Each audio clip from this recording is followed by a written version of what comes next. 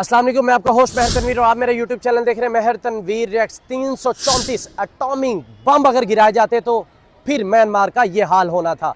After shock भूकंप ने तबाही मचा के रख दी म्यांमार के अंदर, लेकिन इंडिया की टीम रिसेंट वहां पर पहुंची है, एनडीआरएफ टीम, और वहां पर रेस्क्यू के काम में हिस्सा ले रही है। ये टीम पहले टर्की के अंदर भी गई थी जब टर्की के हालात खराब हुए थे। इंडिया आखिर अपने पड़ोसियों के साथ और खित्ते में जहां भी अगर भूकंप आए, अगर कोई मामलात हो तो क्विक रिस्पांस क्यों देती है। पाकिस्तान ने भी वहां पर हेल्प आउट किया है, तकरीबन 3 अपने हेल्प का सामान जिसमें मेडिसिन, अदलियात और बिस्तर वगैरह है। आखिर म्यांमार के अंदर ये जो हाल और ये जो तबाही मच चुकी है, तकरीबन 60 मसाजिद, 700 से जायद मुसलमान मसाजिद में शहीद हो गए थे। आइए पाकिस्तानी पब्लिक की तरफ चलते हैं और रिएक्शन लेते हैं कि आखिर किसी मुल्क के अंदर भी अगर कोई तूफान, अगर कोई भूकंप, अगर कोई भी मसला हो तो वहां पर इंडिया इतनी जल्दी क्यों रिस्पॉन्ड करता है।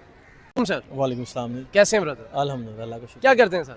मैं जर्नलिज्म से भी मेरा ताल्लुक़ है और उसके अलावा मैं डिजिटल कंटेंट जो है ना वो बनाता हूँ। अच्छा सर, म्यांमार ईद से पहले ईद उनकी ख़राब, सफ़े मातम बिछ गया म्यांमार के अंदर।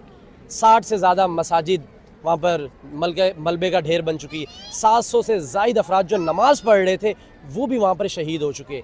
इंडिया ने क्विक रिस्पांस दिया और 2 घंटे से 3 घंटे के दरमियान वहाँ पर हेल्प आउट करना शुरू कर दिया। आप क्या समझते हैं कि जितने भी छोटे छोटे ममालिक हैं, इंडिया उनकी हेल्प बढ़ चढ़ के करता है? क्या वजह है? उनके अपने मुल्क के अंदर भी काफ़ी ज़्यादा गुर्बत है, गरीबी है, बहुत बड़ा इंडिया है, लेकिन वो अपने पड़ोसियों के साथ, चाहे भूटान की बात करें, नेपाल की करें, बांग्लादेश की बात करें, तो बहुत ज़्यादा क्विक रिस्पांस देता है। अगर श्रीलंका की हम बात करें, जब वहाँ पर भी एक इनकलाब आया था तो बहुत ही ज़्यादा हेल्प आउट किया था इंडिया ने। आखिर क्या वजह है कि इंडिया अपने मुल्क के जो गरीब है उनको छोड़ के बाहर के जो देश हैं, बाहर के जो मुल्क हैं, उनके साथ ज़्यादा हेल्प आउट करना चाहता है उनको? अच्छा, म्यांमार के हवाले से मैं ये कहना चाहूँगा कि ये इससे एक बड़ी तारीख भी जुड़ी है।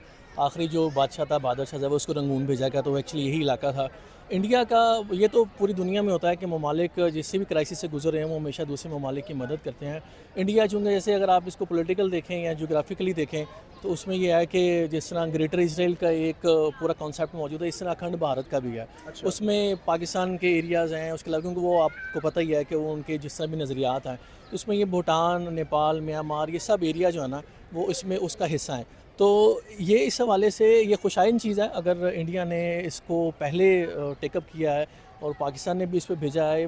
कैटास्ट्रोफी है कि खुद अल्लाह की तरफ से ही ज़लज़ला आया और इमारतें ज़मीन बोस हो गई, जो मुसलमान शहीद हो गए।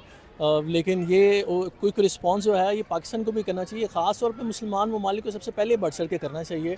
वहाँ का इंफ्रास्ट्रक्चर भी इसकी तकाजा करता है कि मुसलमान ममालिक, अरब ममालिक हैं, पाकिस्तान है, उसके अलावा जो इस्लामिक ममालिक हैं उनको आगे आना चाहिए और अपना इन्फ्लुएंस जो है, इन्फ्लुएंस से ज़्यादा बेहतर है कि आप अपने मुसलमान भाइयों की मदद करें।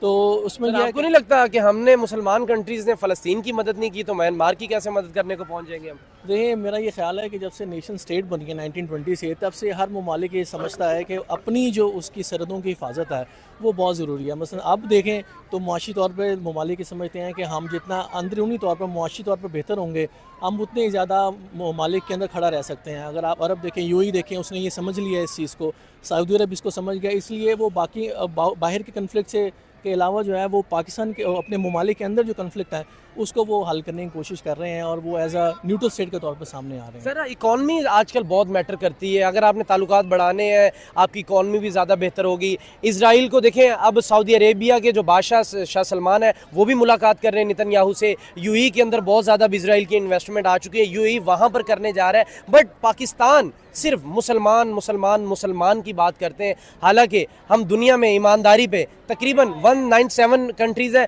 और हम 193 के ऊपर है, लेकिन हम फिर भी कहते हैं हमारे जैसे मुसलमान बन जाओ फिर आप बेहतर हो जाएंगे। आखिर सारे इस्लामिक ममालिक इजराइल के साथ भी, इंडिया के साथ भी अपने ताल्लुकात बेहतर करते जा रहे हैं। हमारे ना ही अफगानिस्तान के साथ ताल्लुकात बेहतर हैं, ना ही हमारे इंडिया के साथ ताल्लुकात बेहतर है। अनफॉर्चुनेटली अब हमारे ईरान के साथ भी हमारे ताल्लुकात उस तरह नहीं है जैसे एक पड़ोसियों के साथ होने चाहिए। हम एक बदकिस्मत पाकिस्तानी हैं कि हमारे किसी भी पड़ोसी के साथ ताल्लुकात नहीं बेहतर होने जा रहे और इंडिया इन चीज़ों से निकलते हुए बहुत आगे निकल चुका हमसे। अच्छा, मैंने जो चीज़ इसमें देखी है वो ये है कि पाकिस्तान के हर दौर में जो मैंने इसको ऑब्जर्व किया है, आप उसे इख्तलाफ कर सकते हैं कि पाकिस्तान की हर दौर में फ़ॉरेन पॉलिसी डिफरेंट रही है। सऊदी अरब के वाले से उनकी अलग फ़ॉरेन पॉलिसी रही है, ईरान की टूवर्ड्स ईरान अलग रही है, अमेरिका की तरफ पॉलिसी अलग रही है, उसके जो भी नुक्ता नज़र थे या जो भी हालात थे तो हमने कभी भी फॉरेन पॉलिसी को एक नहीं रखा है। मतलब आज अमेरिका में देखें तो डोनाल्ड ट्रंप आया, उसने अभी मैं रिसेंटली खबर पढ़ा था कि जो जनूबी सूडान है उसके तमाम वीज़े मनसूख कर दिए हैं।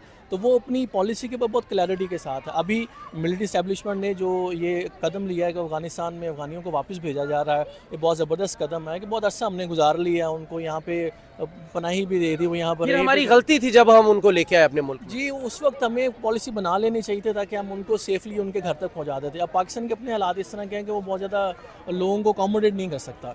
तो उसके अंदर ये ज़रूरी है कि पाकिस्तान अपने दाखिली मामलात को पहले देखे जैसे बाकी ममालिक देखते हैं, और अपना इंटरेस्ट सबसे अहम होता है। सर, इंडियन आर्मी अब म्यांमार के अंदर पहुंच चुकी है, उनका एक इदारा है, बहुत तगड़ा इदारा है, NDRF। वो टर्की में भी जब इस तरह के मामलात हुए तो वो वहाँ पर पहुँच गए। अब म्यांमार के 2 मुल्क हैं और दोनों ही मुसलमानों के लिए हेल्प जा रहे हैं, वो मसाजिद के नीचे से निकाल रहे हैं। आप नहीं समझ रहे कि इंटरनेशनल एक मैसेज आएगा कि हिंदुस्तान एक हिंदू स्टेट है, बट वो सर्कुलर का नारा तो ज़रूर है उनका, बट हिंदू स्टेट है, मानना पड़ेगा, हिंदू कम्युनिटी ज़्यादा है, लेकिन वो मसाजिद में जिस तरह जाके काम कर रहे हैं, एक आलमी दुनिया को मैसेज नहीं जाएगा कि एक हिंदू स्टेट, एक हिंदू वज़ीर आज़म है नरेंद्र मोदी, और वो मुसलमानों को मसाजिद के नीचे से निकाल रहे हैं। उनका एक मैसेज वो जो बनाना चाह रहे हैं। और डॉक्टर एस जयशंकर हर 2 से 3 घंटे के बाद एक नई अपडेट अपने आ रहे हैं, इंस्टाग्राम के ऊपर, अपने व्हाट्सएप के ऊपर आ रहे हैं, एक नई पोस्ट लगा रहे हैं म्यांमार के ऊपर, बहुत ज़्यादा एक्टिव है। आखिर इंडिया को क्या मफाद है म्यांमार की इतनी हेल्प करके?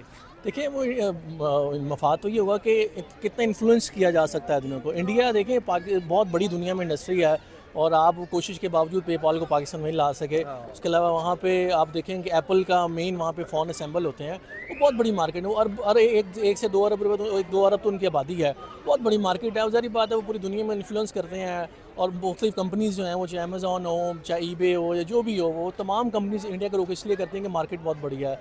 उनके स्पेशल IT स्टेट्स हैं जो कि लोगों को अट्रैक्ट करते हैं, जो फॉरेनर्स हैं जो इन्वेस्टमेंट करते हैं। तो इंडिया इस हवाले से भी काम कर रहा है और दुनिया में अपना इन्फ्लुएंस भी बढ़ा रहा है, ताकि उसको ज़्यादा से ज़्यादा जो है ना वो पहुँच, ज़्यादा से ज़्यादा लोग उसके जो ख्यालात से हम आहंग हो सकें। तो ये इसका सर, मोदी को दहशतगर्द कहा जाता है, मोदी को RSS का गुंडा कहा जाता है पाकिस्तान के अंदर, मोदी को ये कहा जाता है कि वो चाहे कि कप उठाने वाला वज़ीर आज़म बन गया है। बट जब इस तरह के हम उनके काम देखते हैं तो एज ए पाकिस्तानी हमें उनकी मजबूरन तारीफ़ करना पड़ती है, क्योंकि हम जब उनका काम देखते हैं तो हम अपने आप को कब इस काबिल बनाएंगे कि आलमी दुनिया जिस तरह इंडिया की तरफ देखती है हमारी तरफ भी देखे, पाकिस्तानियों की भी उसी तरह रिस्पेक्ट हो। आप देखें दुबई के अंदर हमारे वीज़ा बंद हो चुके हैं, बैन कर दिया उन्होंने हमें, हमारे मुसलमान कंट्री है, और दुबई को बनने में हमने बहुत ज़्यादा किरदार भी अपना एक अदा किया। लेकिन अब इंडियन 24 आवर के अंदर अप्लाई करें और वीज़ा के ऊपर स्टम्प, हम मिन्नतें भी करते रह जाएं, तरले भी करते रह जाएं, फिर भी नहीं मिल पा रहा। अच्छा, हमारे यहाँ पे चूँकि वो बहस आ जाती है कि मजहबी स्टेट आई हैं, सेकुलर स्टेट आई है, उसका बहुत बड़ा फैक्टर है। जैसे FATF के अंदर पाकिस्तान ने बहुत ज़्यादा काम किया था उस वक्त, और जितना